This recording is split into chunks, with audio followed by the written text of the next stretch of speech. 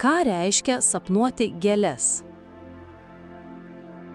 Sapnai apie gėles dažniausiai yra teigiamos reikšmės.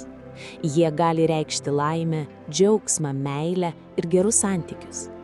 Jei skinate gėles, didelė šventė ar susitikimas. Jei dovanojate gėles, meilė ar dėkingumas. Žydinčios gėlės, naujos meilės ryšiai, džiaugsmas, laimė. Daug laukuose arba gėlynuose augančių gėlių – ramus ir malonus gyvenimas. Užuosti gėlių kvapą – liūdesys. Jeigu gėlės auga nederlingoje žemėje, laukia liūdni įvykiai. Sodinti gėles – šeimyniniai rūpesčiai. Gėles laistyti – ašaros dėl meilės. Skinti gėles – džiaugsmas ir laimė.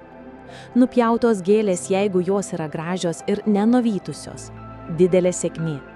Nupjautos ir nuvytusios gėlės – neišsipildžiusios viltis. Gauti gėlių dovanų – dora draugystė. Jei dovanotos gėlės nuvysta, atsargiau su tuo žmogumi, kuris gėles jums dovanojo. Numestos ir sutriptos gėlės – vargas ir nemalonumai. Puoštis plaukus gėlėmis – trumpalaikis džiaugsmas. Gėlės vazone atspindi apribojimus ar suvaržymus, kuriuos galite jausti.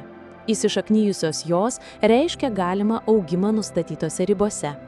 Tai paskatinimas puoselėti savo tikslus, nepaisant bet kokių apribojimų, su kuriais galite susidurti.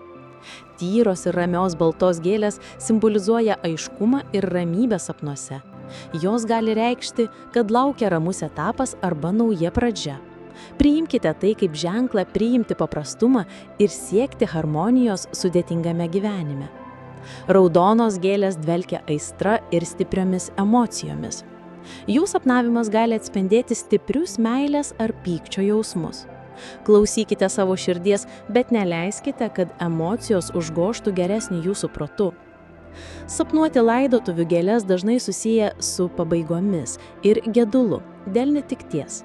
Tai taip pat gali būti užuomina apie liūdesį dėl permainų, pokyčių, kurie yra būtini ir skaudūs. Priimkite pokyčius, leisdami jiems vesti į atgimimą. Tikiuosi, kad šis vaizdo įrašas suteikė jums naujų minčių ir padėjo geriau suprasti likimo ženklus. Jei jums patiko, prenumeruokite mūsų kanalą, kad nepraleistumėte būsimų vaizdo įrašų. Ir spustelkite mygtuką patinka, jei norite mus palaikyti. Iki pasimatymo.